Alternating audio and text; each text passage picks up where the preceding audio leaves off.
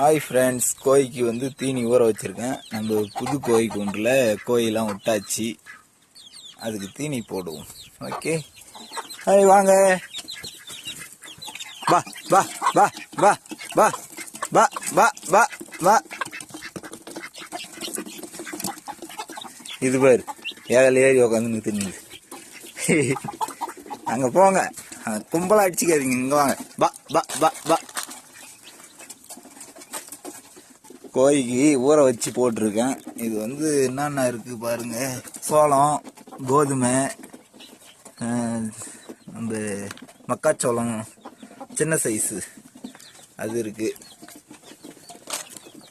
தீனி போட்டோடனே எப்படி சாப்பிடுது பாருங்க எல்லாம். அவ்வளோதான். கோழிலாம் ஒரு 4 கோழி அடிச்சாச்சு. மீதி தான் 4-5 கோழி அடித்து சாப்பிட்டாச்சு. வா, நம்மால் கையிலே கொத்துவார்.